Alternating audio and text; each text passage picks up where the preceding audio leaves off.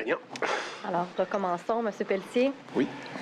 J'ai envie de m'entretenir avec vous un peu sur la désuétude technologique à la SAC. Oui. Est-ce que vous avez écouté le témoignage de M. Morneau, qui a été président du conseil d'administration de 2013 à 2016? Pas tout au complet, j'en ai écouté à peu près la moitié. Je comprends.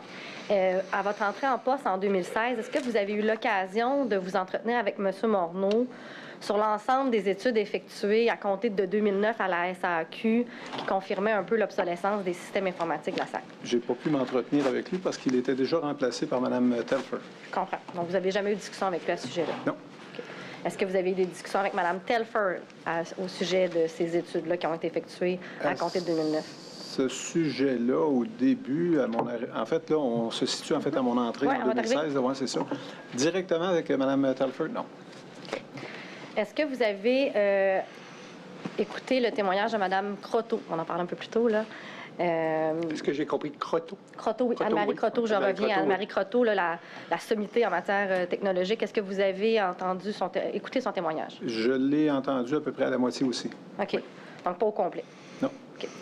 Elle a fait valoir, je vais vous aider un peu, là, elle a fait valoir qu'une solution PGI était préférable en matière de sécurité.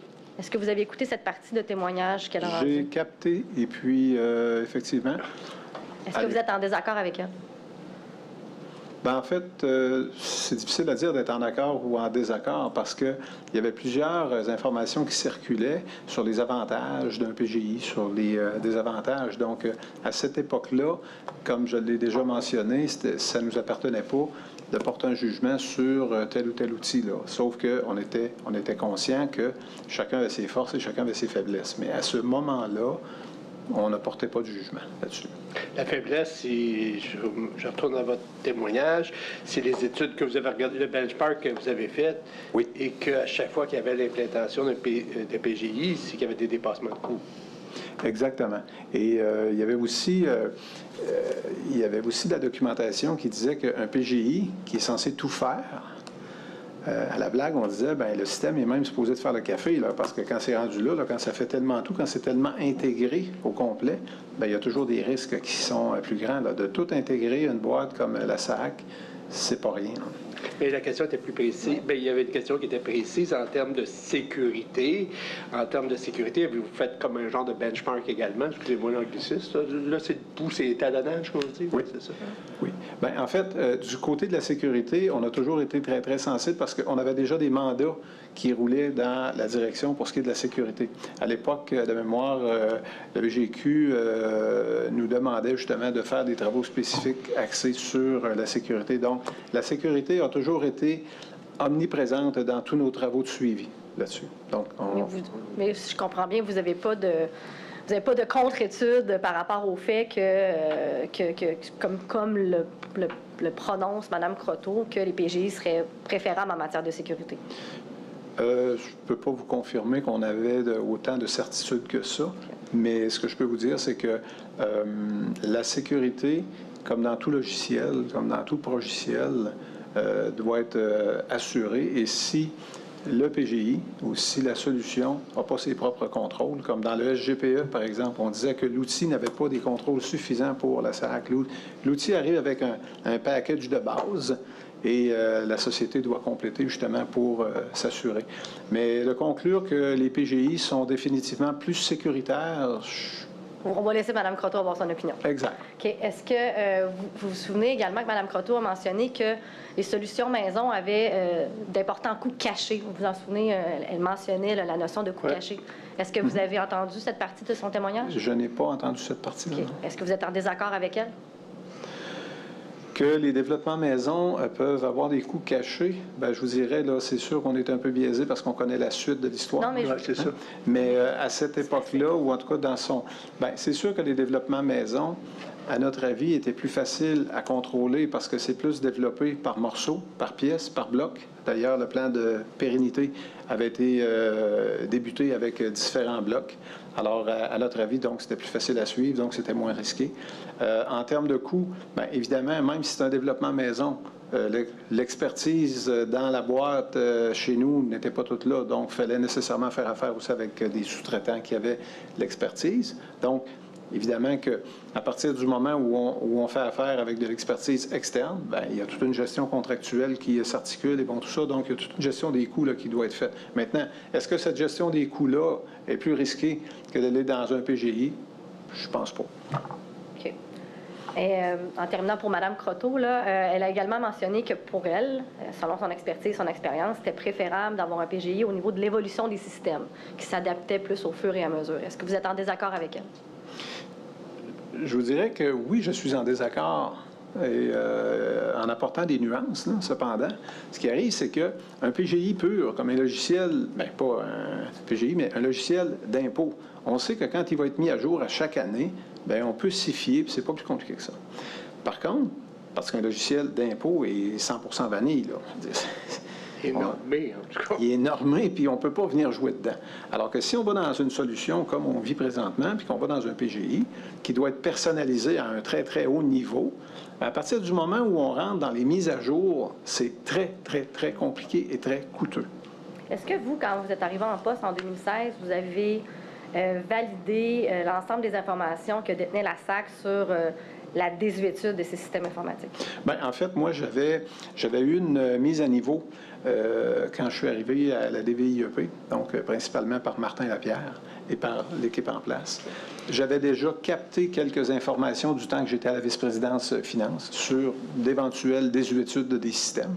Les systèmes financiers reposaient sur le système IDMS de mémoire. Là, je ne suis pas le spécialiste là, dans les... Ah oui, c'est le bon terme. Alors, et ce qu'on m'avait dit avant même que j'arrive à la DVIEP, ce qui circulait, c'est que les firmes qui devaient supporter les anciens systèmes ne les supporteraient plus bientôt. Donc, avez-vous lu la correspondance à ce sujet-là? Avez-vous regardé ça? Avez-vous cherché à analyser ces informations-là vous-même?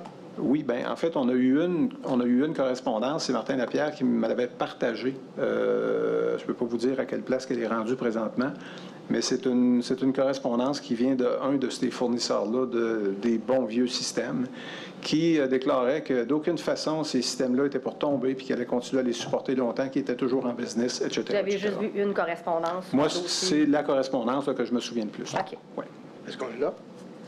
Écoutez, le dossier de désuétude, on peut vous prendre... Ça a déjà été transmis à la commission. Si vous voulez qu'on prenne l'engagement de vous le transmettre, ça va nous faire plaisir, monsieur comme ça. Mais c'est beaucoup plus qu'une correspondance. Puis vous me dites, mais c'est parce que je ne veux pas vous faire travailler pour rien, vous me dites que l'ensemble de la correspondance sur la désuétude a été transmise à la commission. Bien, je vais regarder ma collègue, mais ça faisait partie d'une demande là, d'il y a plusieurs semaines, là, maître...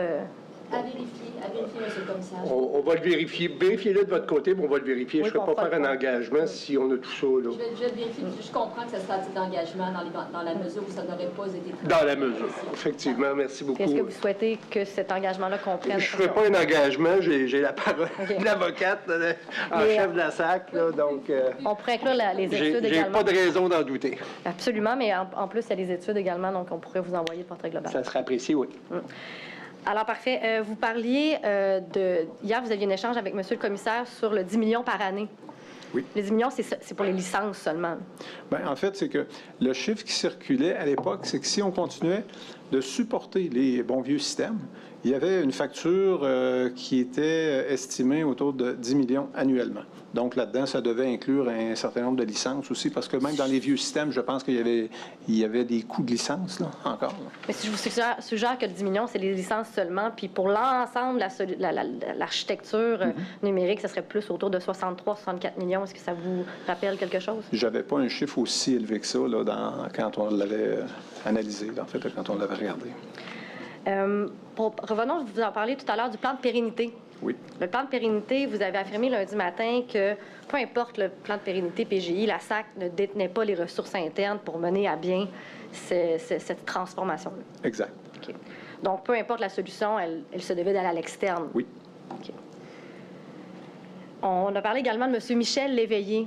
Oui. Donc, à son départ à la retraite, vous aviez mentionné que vous aviez décodé, là, puis je vous cite, je suis allée revoir mes notes, que vous aviez décodé que c'est en raison du changement de solution de PGI qu'il avait quitté. Est-ce que c'est exact? Exact. Et permettez-moi d'être un petit peu plus précis. Quand j'avais décodé ça, J'étais à cette époque-là dans le bureau du vice-président Finance. Oui, vous l'avez dit également lundi. Exact. Alors, Yves, quand il était revenu dans le bureau puis qu'il nous avait partagé l'information que Michel quittait, il nous avait fait savoir que, justement, c'était pas étranger, en fait, au virage qui venait de se produire. Donc, c'était plus... C'est votre affirmation. Oui. Moi, je suggère que M. Léveillé a quitté pour des raisons complètement différentes de la transformation numérique. C'est possible? C'est possible, mais OK. moi, la version que j'ai eue, moi, c'était celle-là. Vous n'avez pas eu de discussion directement avec M. Léveillé à ce sujet-là? Du tout. Concernant le choix de PGI, je comprends que le choix du PGI, là, les risques étaient connus et nommés depuis le début. Vous aviez parlé de Panorama, là, Oui. de l'étude Panorama là, dont on parlait. Donc, c'était connu et nommé qu'une solution PGI, c'était risqué. Oui. Pour le plan de pérennité, est-ce que c'est à votre connaissance que ça comportait également le remplacement de toutes les solutions, de toutes les solutions internes? En fait, la présentation à laquelle j'avais eu accès, c'est qu'il représentait la SAC, en fait, dans une petite maison avec toutes les lignes d'affaires. Alors, il y avait la maison du haut qui nous montrait ce que Pérennité devait couvrir, avec des pourcentages qui étaient beaucoup plus bas que ce que le PGI devait couvrir également. Okay. Vous avez mentionné à quelques reprises que le PGI, c'est un clé en main. Hier, vous avez dit Oui. le PGI, c'est comme un clé en main. Mais la SAC devait fournir elle-même ses ressources. Oui. OK. Puis LGS, là, parlons de l'Alliance, là, devait déterminer le nombre d'heures sous forme d'efforts que devait être déployé par la SAC. Oui. OK. Donc, il y avait certains besoins additionnels qui n'étaient pas couverts de façon inhérente par le PGI. Bien, en fait, à partir du moment où il y avait de la personnalisation, bien, nécessairement, là, ça prenait des ressources. Donc, mais les spécialistes, c'était les ressources de l'Alliance qui devaient encadrer et qui devaient coacher les ressources internes, d'où le two in a box. Two in a box, OK. Voilà. Je vous demanderai, Mme la greffière adjointe, d'exhiber la pièce 14P13, c'est le décret de 2014. Je comprends que vous l'avez déjà lu, le décret, là, parce que vous l'avez utilisé pour faire votre tableau. Là. Oui, mais je vais vous demander de reprendre connaissance. Le décret, c'est assez aride à lire. Là, donc, Oui, en fait, je vais vous inviter à une page précise. Là. C'est à la partie 2, section PGI, page 1. C'est au bas de la page.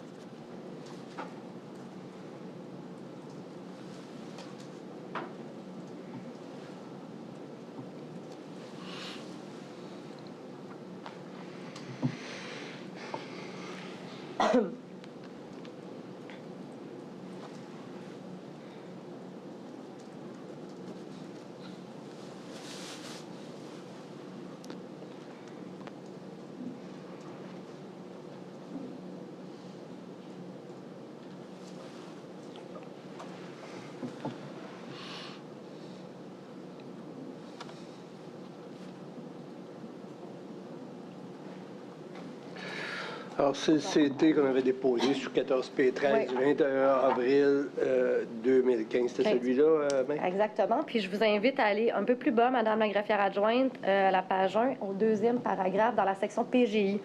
C'est la partie 2. Les logiciels de gestion intégrée. Le deuxième paragraphe. Vous pouvez le lire, monsieur. Prenez le temps de lire, monsieur Pelletier. Là. Parfait. C'est la deuxième phrase qui m'intéresse plus particulièrement.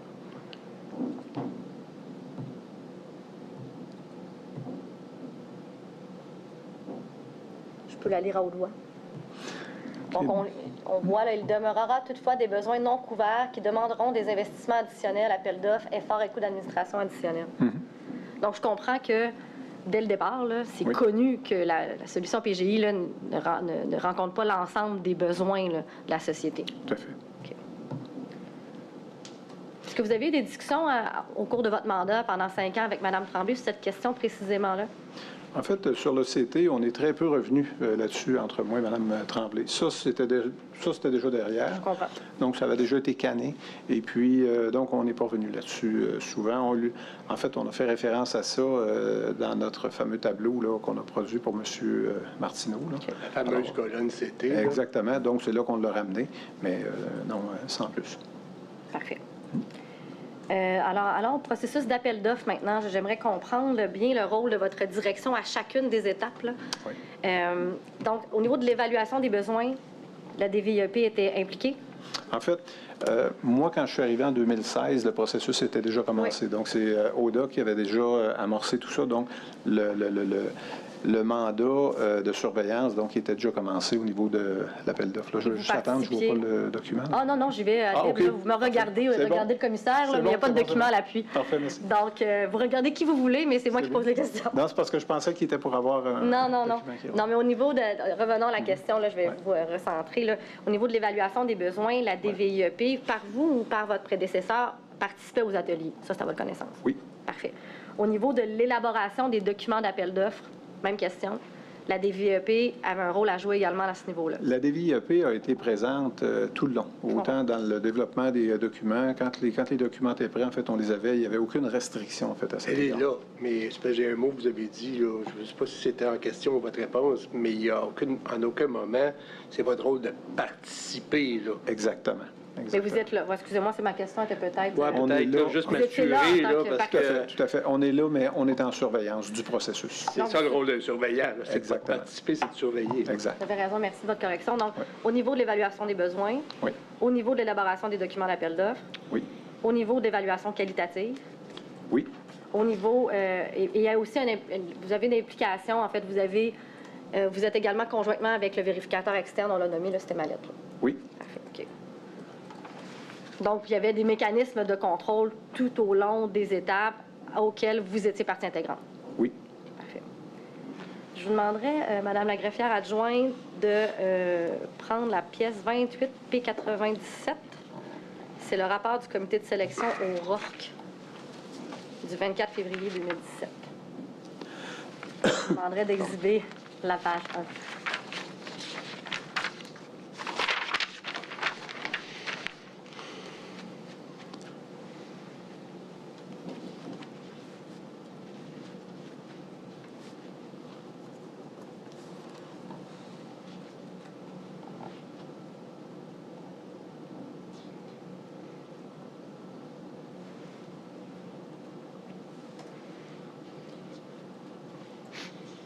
Donc, la page 1, vous pouvez aller vers déroulement des travaux. C'est un peu plus bas, s'il vous plaît. Bon, parfait. Je vous demanderais de lire le premier paragraphe et le deuxième. Sous déroulement des travaux? Oui. Parfait. Les évaluations du comité de sélection se sont déroulées avec la présence de tous les membres du comité et des secrétaires. Était également présent à titre d'auditeur un représentant de la DVIEP ainsi qu'un représentant de la firme Mallette. De plus, occasionnellement, la directrice de la gestion et de la conformité contractuelle était présente.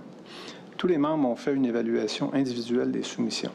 Le comité de sélection a aussi analysé les résultats des travaux des comités aviseurs, y compris les entrevues lorsque jugé nécessaire. Est-ce que c'est conforme à votre souvenir? Oui. Parfait. Est-ce que j'ai raison de dire que M. Malenfant n'a participé d'aucune façon au comité?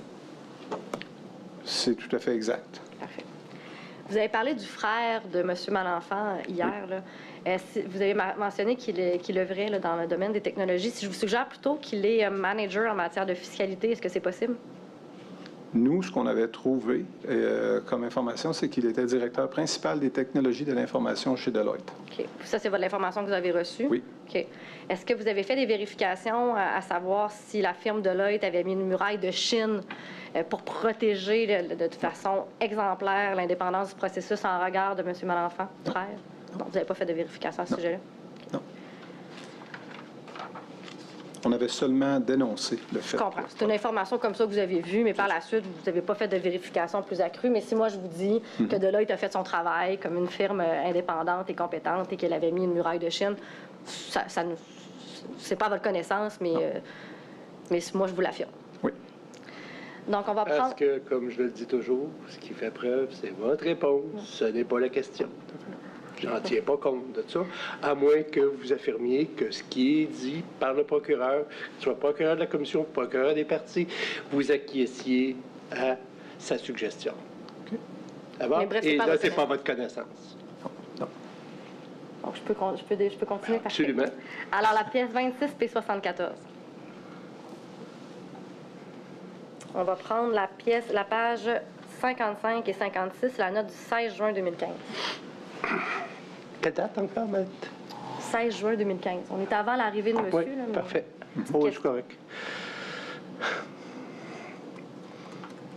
Je vais essayer d'être moins rigoureux, en fait longue que Mme Maître Sarrazin sur l'analyse et l'examen de chacune de vos notes, mais il y a quand même quelques retours là, qu'on va faire ensemble. Donc, 16 Vous juin 2015. estimez-vous pas, vous êtes rigoureuse, Maître Gagné.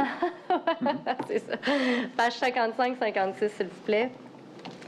Donc, vous voyez, là, c'est Oda Abdel Malak, CPA-CA, c'est votre prédécesseur, on en a parlé à quelques reprises. Page 55 et 56.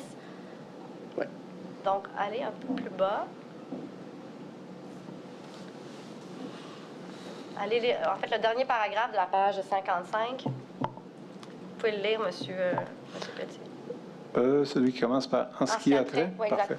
En ce qui a trait aux travaux de surveillance de l'appel d'offres PGI, la DVIEP est satisfaite de la participation des différentes parties prenantes, de la conformité avec la démarche autorisée par le secrétariat du Conseil du Trésor, ainsi que par la couverture fonctionnelle qui est en lien avec les besoins d'affaires de la société.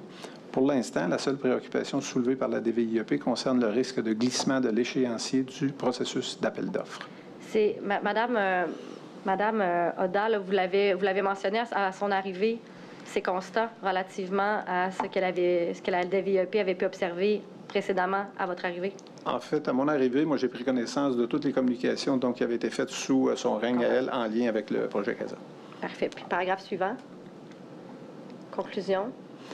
Donc, afin de demeurer une plus-value pour l'organisation, la DVIEP s'adapte aux échéanciers serrés du plan pour s'assurer de l'atteinte des objectifs de la société. Étant donné l'importance stratégique de ce dossier pour l'organisation, l'équipe assignée à la surveillance du plan de pérennité poursuivra ses travaux de surveillance. On comprend ici qu'on était sous le plan de pérennité. Mais vous aviez déjà une idée à votre arrivée qu'il y avait deux notions importantes, les échéanciers serrés d'une part, Oui. et l'importance stratégique du projet de transformation de numérique pour la SAC. Oui. Puis comme je constate, c'est signé par Martin Lapierre. J'imagine, effectivement, Mme Abdel-Malak, vous avez pris connaissance de ce qu'elle avait fait avant, ce que vous avez dit, mais évidemment, j'ose croire que vous avez parlé avec Martin Lapierre, là, qui était votre subalterne également. Là. En partant. Martin et moi, à partir du jour 1, on ne s'est plus jamais laissé, sauf quand il a fait une petite fugue en 2021, mais quand il est revenu. Une fugue de courte durée. Exact. Alors, on va aller à la page 103, c'est la note du 5 avril 2017 pour votre note, monsieur le commissaire. Oui, 5 avril 2017, page 103. On va aller au deuxième paragraphe, état de la situation. À la page 104, là, mais on va faire identifier la note tout d'abord.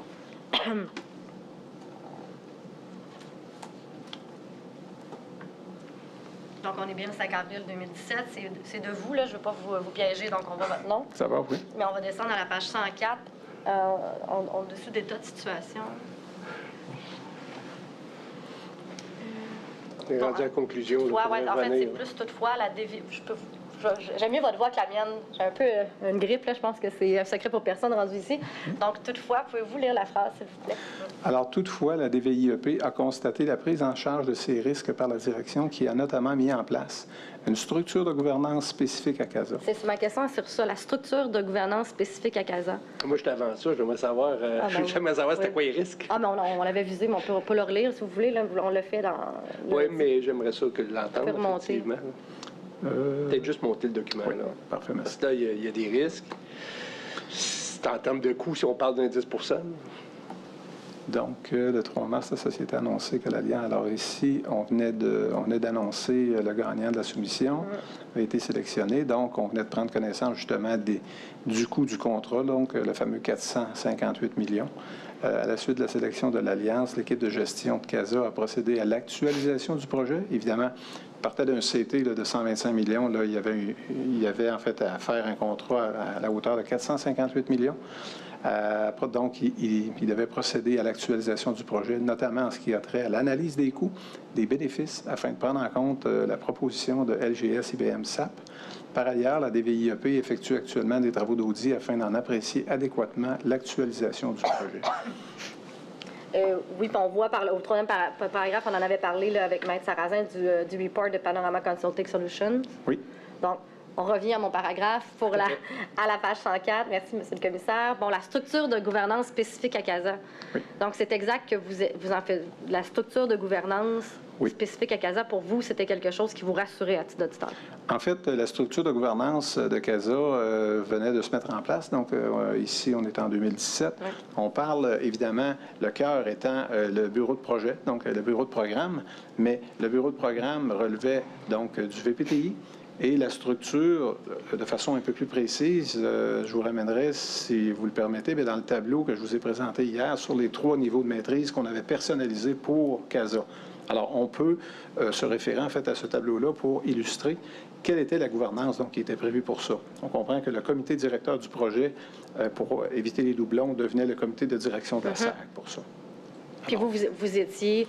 Nous, on était à côté, là, en surveillance et en audit. Exactement. Exactement, de façon parallèle. Moi, je vous vois comme ça un peu, là, à force de lire sur vos rapports. Là, c'est le bureau de projet progresse et vous êtes à côté en les regardant progresser. Exact.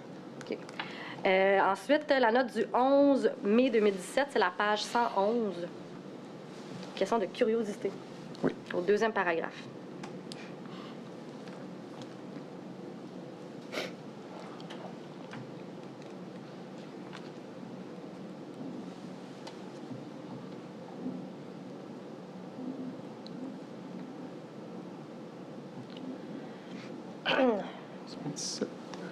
On est le 11 mai, le 2e paragraphe, s'il vous plaît. Donc, on parle des ateliers de travail à la toute fin du 2e paragraphe.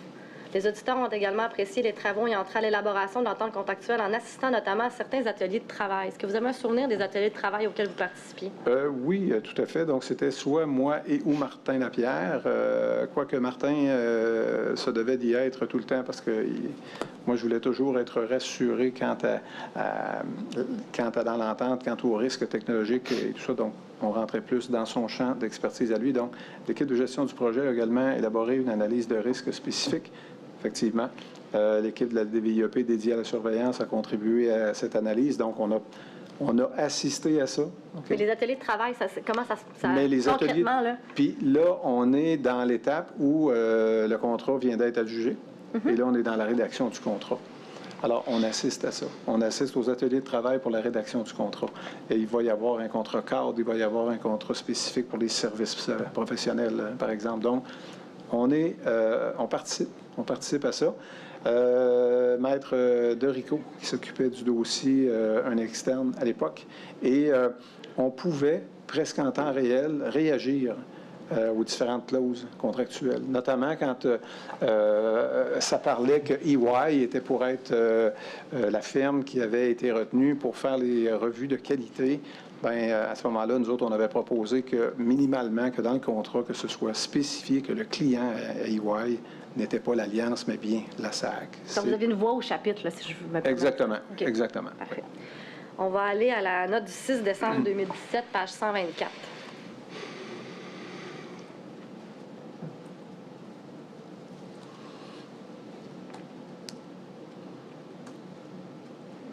Donc, c'est toujours vous. Je vous inviterai à l'autre dernier paragraphe de l'état de la situation, 2e ligne. Je vous demanderai de le lire, s'il vous plaît. En fait, le 2e paragraphe, là, au complet. Donc, de façon plus spécifique, le DVIEP a pu apprécier les échanges francs et transparents des intervenants de la SAC et de l'Alliance avec la haute direction de la société sur l'avancement du projet. Je vous arrête tout de suite ici. La haute direction, c'est incarné par qui? Essentiellement, c'est le comité de direction de la SAC, donc c'est la PCD ainsi que ses VP et la directrice des affaires juridiques. On va mettre des noms là-dessus. Oui. Nathalie donc, Tremblay. À l'époque, c'est Mme Nathalie Tremblay, VP Finance et Yves Frenette. Carl Malenfant étant VPTI. Ensuite, il y avait Dave Leclerc aussi qui était là. Il y avait, j'en oublie un, j'en oublie 2. Le VP de contrôle routier, c'était déjà rendu Guy Nadeau. Et puis, VP de l'accès sécuritaire au réseau routier, qui était Mme Céline Girard à l'époque. Parfait. Donc, de plus, nous sommes satisfaits de la prise en charge des différents travaux nécessaires à la mise en place de la solution chez les partenaires de la société, ainsi que des communications avec la haute direction. Cependant, des constats ont été relevés par les auditeurs concernant principalement la reddition de compte du projet, l'intégration des contrôles ainsi que la gestion des risques. La présentation ci-jointe fournit les détails pour une meilleure compréhension. D'ailleurs, on va aller à la présentation ci-jointe, à la page 130.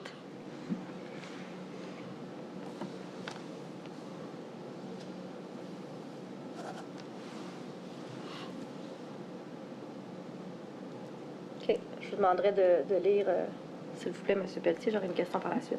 Donc, risque stratégique. Alors, à ce moment-là, constat, donc, à la satisfaction de la DVIEP, une rencontre spéciale sur CASA impliquant plus de 25 personnes a eu lieu le 1er novembre dernier. Les principaux intervenants de la SAQ ainsi que ceux de l'Alliance ont échangé de façon franche et transparente avec la haute direction sur l'état d'avancement du projet et notamment sur leur récente expérience de la livraison zéro. Je me souviens que la livraison zéro, c'était les tout débuts avec le hardware et tout. Ouais. Par ailleurs, une prochaine rencontre similaire est déjà prévue en avril 18. Rappelez-moi juste la date de la présentation ici, s'il vous plaît. C'est au 6 décembre 2017. Donc, on est en décembre 17. Oui. Donc, on est en train, le contrat ayant été signé vers la mi-année 17, donc en décembre, on travaille essentiellement sur la livraison 1. Je comprends. Puis un forum, est-ce que c'est votre idée de convoquer une rencontre de 25 personnes pour échanger, puis encore une fois, là, bien comprendre la dynamique? Là, de ce que je me souviens, ça ne venait pas de nous. Okay. Je pense que c'est une initiative de la haute direction aussi. OK, pour permettre à tout le monde de se parler en votre présence. OK. Oui. Paragraphe suivant. On en a parlé un peu, là, vous me parliez de l'erreur humaine là, soudaine, mais dans le fond, je comprends que vous avez obtenu l'information dans le cadre de ces échanges libres et transparents avec la direction. Bien, on avait réussi à compenser justement le fait qu'on n'avait pas eu accès à toute l'information de support qui venait supporter leur reddition de compte. Évidemment, comme je l'ai mentionné hier, la réponse qu'on a eue, donc due à une erreur humaine, là, qui était... Bien, en fait, la réponse, ça se retrouve juste en bas. Hein. La réponse de l'équipe du projet, l'explication de façon transparente est recopiée dans votre propre présentation. Là. Donc, pour vous, c'est important qu'on voit votre constat, mais également la position de la société en réponse à votre constat. Exact. Ça, c'était relativement nouveau aussi, là, de venir inclure les réponses qu'on recevait de l'équipe de projet. Et ce qu'il faut comprendre ici, c'est que ces réponses-là, nous n'étions pas nécessairement d'accord avec les réponses. Vous n'avez pas... En fait, je comprends votre... Exactement, c'est ça. Vous les obtenez, vous les mentionnez. On faisait un simple copier-coller ici dans cette présentation-là, là, dans notre rapport. Et puis, il appartenait aux gens, en fin de compte, là, à la haute direction et aux administrateurs d'en discuter. Mais au moins, il y avait l'information complète. Puis, est-ce que vous avez, dans le cadre de votre grande carrière, là, des rencontres comme ça avec l'audité, le partenaire, faire ce genre de forum-là, de discussion, est-ce que c'est courant? Je vous dirais que ce n'est pas nécessairement courant. Mais là, ici, on est dans un immense projet. Là. On est dans un très, très gros projet. Alors, à un moment donné, c'était nécessaire qu'il y ait des forums ou qu'il y ait des rencontres avec beaucoup plus de personnes, justement, les personnes impliquées, pour faire ressortir les problèmes, là, pour éviter là, les doublons, qu'un rencontre A voit B, puis B voit C, puis C, à un moment donné, là, ça finit par se déformer en chemin. Alors, c'était l'objectif ici. Je comprends. Note du 4 décembre 2018, page 141. 4 décembre 2018.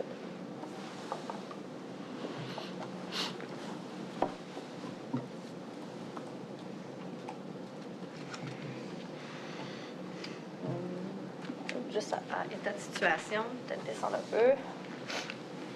On parle de Scrum, un peu plus bas, état de situation. Deuxième donc, état de situation, la DVEP assiste au comité de direction de la SAAC et nous avons pu apprécier les échanges tenus à propos du projet CASA. La haute direction joue bien son rôle et assure un leadership fort, on en a parlé plus tôt.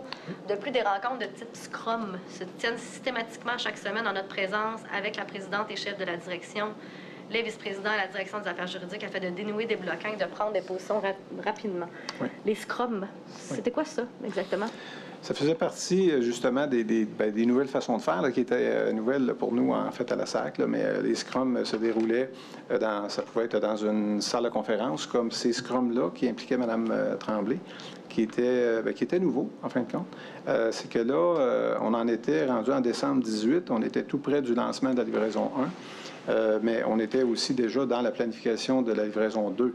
Et là, Mme Tremblay avait demandé à participer au Scrum. Alors, les Scrum étant dans une salle de conférence, là, il y a un grand tableau blanc ou il y a un grand mur blanc et il y a des animateurs qui viennent, puis ils viennent parler là, de leurs morceaux, puis ils mettent des post-it, puis bon, ça c'est réglé, puis ça ne l'est pas. Donc, un Scrum, là, c'est vraiment en temps réel et les intervenants agissent directement. Mme Tremblay avait demandé pour un temps à venir participer à ça. Alors, au début, ça faisait drôle un peu, là. la PCD qui participait au Scrum.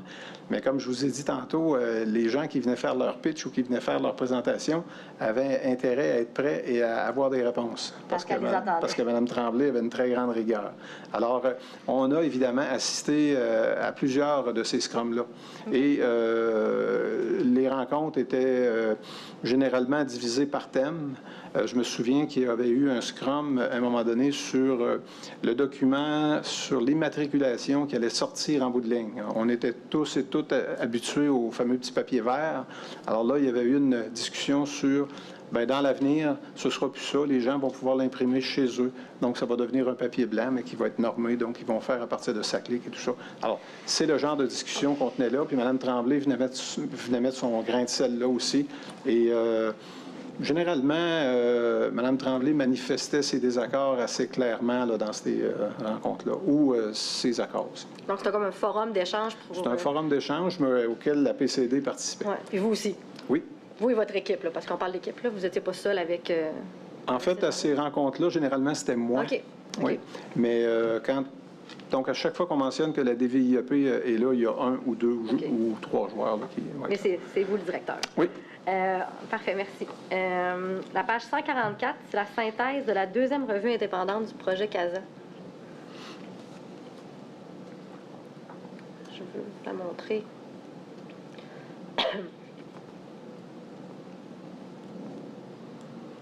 Juste pendant ce temps-là, vous avez une question de la fin, mais là, le temps qu'on monte ça, ça vient de m'allumer. Juste nous redire la différence entre un audit, à proprement parler, je pense que vous l'avez expliqué, et une revue.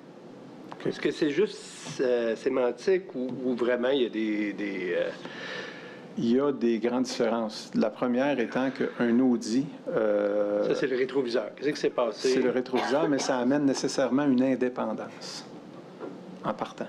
Alors qu'une revue de qualité peut être faite par quelqu'un qui n'est pas indépendant en partant. Puis ça, c'est ce qu'on avait dénoncé. Nous. Ça sert à quoi que je demande une revue de qualité? Ben moi, je le sais, là, mais là, je pose la question pour le public. Ça donne quoi demander pour un organisme, là, que ce soit un organisme, qu'on soit dans le privé ou dans le public, ça ne change pas, ben, de demander à une firme de faire une revue de qualité de programme? Bien, c'est tout à fait pertinent parce que dans des grands projets comme ça, qui sont découpés en plusieurs livraisons, en plusieurs lots, en plusieurs phases et bon, tout ça, bien, la revue de qualité va toucher des points importants sur la qualité de la reddition de comptes, par exemple. La revue de qualité va les amener, en fait, à réfléchir à des points qui n'ont peut-être pas été assez loin, mais tout ça se fait en collaboration plus avec l'équipe de projet.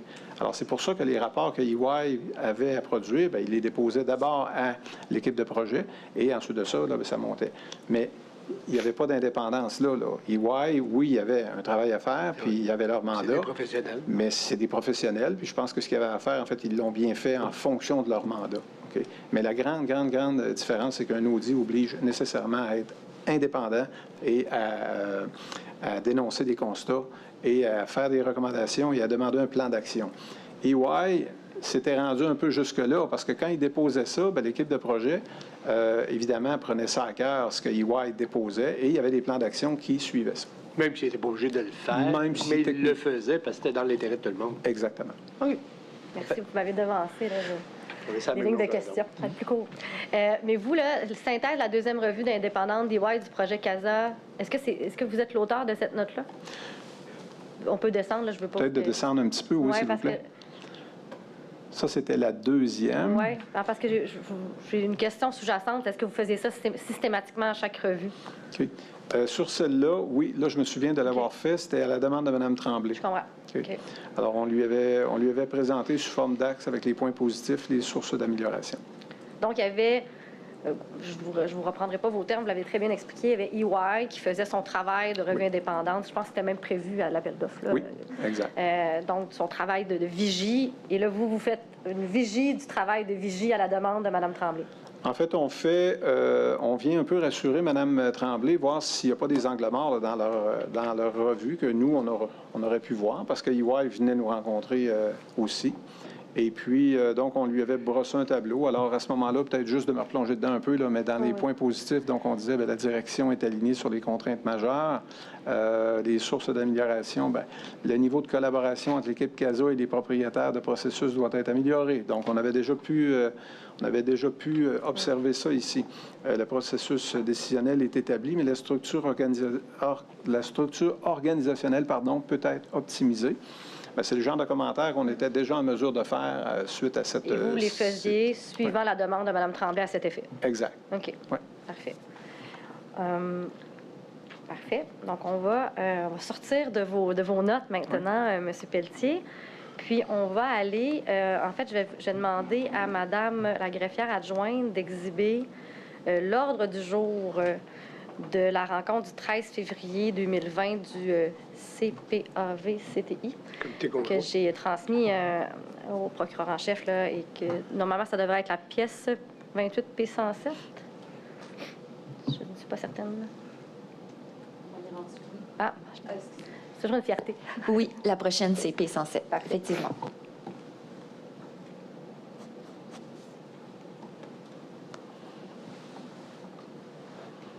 Parce que juste en une question de contexte, Monsieur le commissaire, on a eu la présentation. On n'avait pas l'ordre du jour ni le procès verbal. Donc, pour compléter cette rencontre de février, là, pour le bénéfice de tout le monde. Maintenant, le titre de la pièce, c'est Ordre du jour. Ordre du jour de la rencontre du 13 février 2020 du CPAV-CTI. Puis, bon, prenons de l'avance, là, il va y avoir également le procès verbal de cette même rencontre-là du 13 février 2020 qui sera coté 28P108. Je vais en profiter à ce moment-ci. J'allais le dire à la fin du témoignage. Et juste, je le vois, là, comment ça fonctionne, parce que là, on est de plus en plus dans des documents. On l'a vu cette semaine. Mon message s'adresse également au procureur de la commission, donc Maître Sarrazin, ça s'adresse également à vous.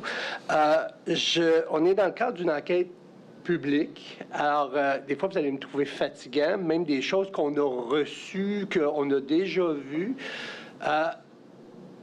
Je reprends les grands principes de la Cour suprême du Canada, dans Craver, dans Phillips, etc., qu'une commission d'enquête également sert l'intérêt public canadien et sert également à une forme d'éducation également. Donc, ce qui fait en sorte que même si ça s'allonge et nos délais sont très serrés, on ne va rien escamoter. Je vous le dis, j'en fais une déclaration publique. Ce qui fait en sorte que pour chacun des témoins, puis ça relève également au niveau de l'équité, puis ça, sachez que je trouve tout le monde équitable envers les témoins dès le début, là, ça va très bien. Mais quand on va manipuler une pièce juste avant, puis souvent on attend, là, bon, la technologie qu'on a, bon, c'est ça. Moi, j'aimerais mieux que ça aille plus vite, mais ça, regarde, j'y peux rien. Ceci étant dit, qu'on explique vite, ça s'adresse également à la commission, qu'est-ce que le document, etc., et qu'on offre également aux témoins la chance de regarder le document, parce que souvent, ce qui ne serait pas permis, parce qu'on a tous nos vieux réflexes de litige, là. Alors, des fois, on aime bien ça en interrogatoire, partir avec une phrase là, pour faire quelque chose. Ça ne s'applique pas dans une commission d'enquête. Donc, ce qui va faire en sorte que ça peut allonger un peu le temps, mais je le préfère. Et je vous le dis, là, ça va être pour tous les témoins, y compris la haute direction, y compris les témoins qui vont être suggérés par les parties. Tout le monde va avoir un traitement égal. J'en fais... je suis déjà sous serment, là, mais je vous en fais la promesse. Mais j'ai une copie papier pour le si témoin. Si vous l'avez, souvent ça aide, mais etc. Parce qu'effectivement, ce qu'on ferait pas dans un procès, mettre quelqu'un pas en contradiction, mais avec un document qui émane d'une autre partie, bien, il y a un minimum. Là. Avant de me poser des questions, je suis d'accord, pas d'accord, j'aimerais en prendre connaissance. Donc, alors, je vous le dis, là, je voulais le faire avant, mais je le fais maintenant. Alors, c'est clair? Je vais vous demander ma copie par la suite, par contre, M. Pelletier. Oui, c'est bon. On a une entente, vous et moi. Oui. Donc, l'ordre du jour du 13 février 2020 est à l'écran.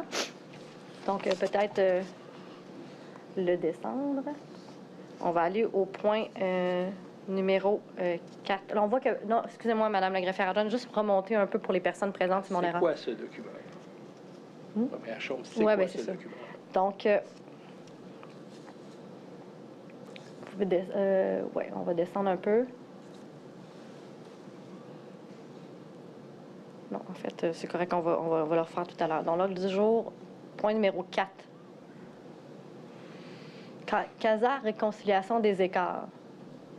Oui. Puis on voit M. Frenette, Mme Lépinay, M. Malenfant en visio, et vous, M. Pelletier. Oui. Donc, vous en avez parlé de la présentation là, que vous aviez... Est-ce que vous avez participé à la présentation sur les écarts entre l'Alliance et la SAAC en février 2020? Si j'ai participé... À la confection de la présentation, ma question était perfectible. Non. OK. Donc, mais on vous nomme aux fins de la présentation. Quel rôle que vous aviez à jouer aux fins de la présentation des écarts? Là, toujours à l'intérieur de mon mandat de surveillance. Je comprends. Donc, OK. On va prendre maintenant...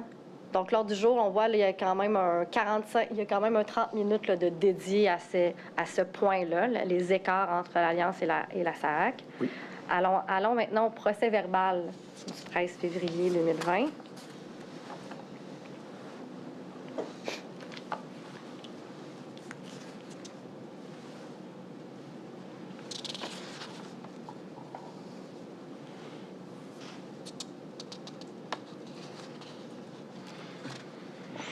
On va voir un peu qui était présent. Descendons un peu. Donc, on voit Mme Charette. Alors ça, c'est ce qu'on appelle le comité conjoint, Oui. bien évidemment. C'est le CPAV-CTI, avec un tiret entre les deux. Donc, on voit que M. Martineau est présent. Oui. M. Geoffrion est présent. Mme Tivierge, Mme Turgeon. On peut descendre un peu, s'il vous plaît. Et là, M. Leclerc est absent. Descendons aux invités. On vous voit, là, la dernière personne, Oui. M. Daniel Pelletier. Donc, vous étiez bien présent le 13 février 2020. Je vous demanderai maintenant, Mme la greffière adjointe, de descendre à la page 4, qui correspond au point là, de l'ordre du jour sur la réconciliation des écarts.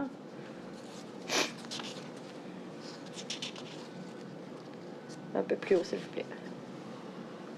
Plus haut. Là, on est rendu...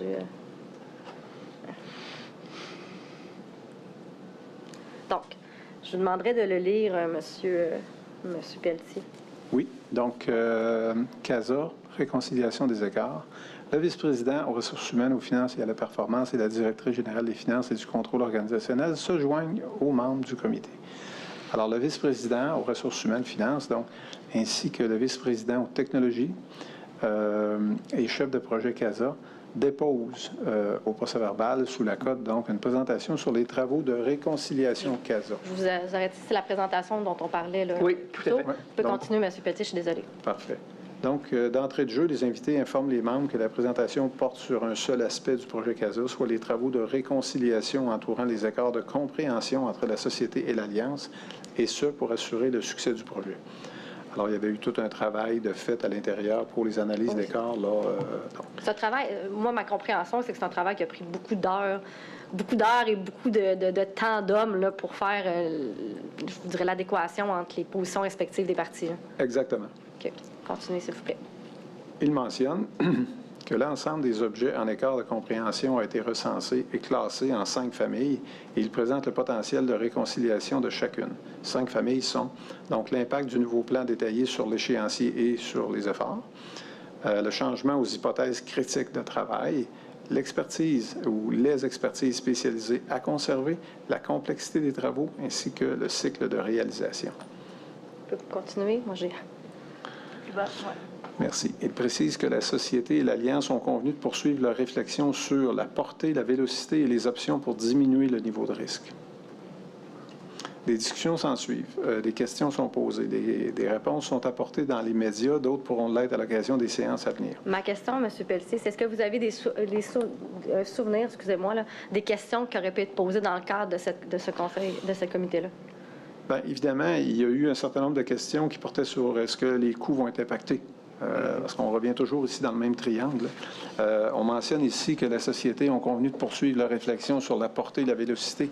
Bien, évidemment, aussitôt qu'on touche à la portée, bien, on va venir toucher au délai, puis on va nécessairement toucher au coût. Donc, les questions tournaient beaucoup autour de ces concepts-là ou de ces... Si vous pouviez juste revenir plus haut un peu, il y a quelque chose qui a attiré mon attention ici, c'est que, OK, parfait, ici, quand on nomme ici les 5 familles, bien, les impacts du nouveau plan détaillé sur l'échéancier et les efforts, évidemment que tout le monde avait hâte de voir quels seront ces impacts-là, puis quel est ce nouveau plan-là aussi. Donc, évidemment que ça avait été discuté.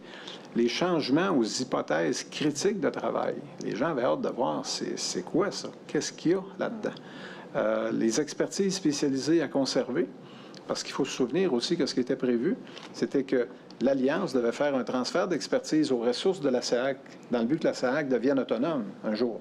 Pour pas toujours le tout et le box, là. On parle toujours de cette expression-là, là, il y avait consacrée ça, maintenant. Là, Et donc, le transfert d'expertise au sens large était très, très important, mais dans l'avancement du projet, on ne sentait pas que c'était une priorité.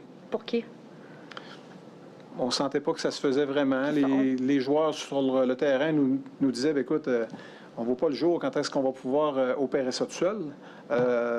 Les gens nous disaient, bien, c'est complexe, on va avoir besoin d'accompagnement longtemps, etc., etc. Donc, on captait ça, fait que ça nous permettait, nous, de penser que le transfert d'expertise n'était pas encore avancé, au point de rendre la SAAC autonome. Est-ce que, je comprends, on est en 2020, est-ce que vous avez participé à la détermination des 5 familles? On parle de 5 familles d'écart. Pour la détermination? Ouais. Non. Non, OK. Non. Puis, donc, vous, est-ce que vous participiez aux réponses des questions qui étaient posées par les membres du comité conjoint? Bien, en fait, moi, j'ai été présent lors du comité conjoint, oui, tout le long. Oui, alors, effectivement, que j'ai eu accès aux questions-réponses. Et puis, donc, il y avait des échanges. Je comprends. Oui. On va retourner à l'ordre du jour cette fois-ci, Mme la greffière adjointe. Je suis désolée là, de cette manipulation qui est en fait la pièce 107, 28P 107. Puis on va aller au point 7.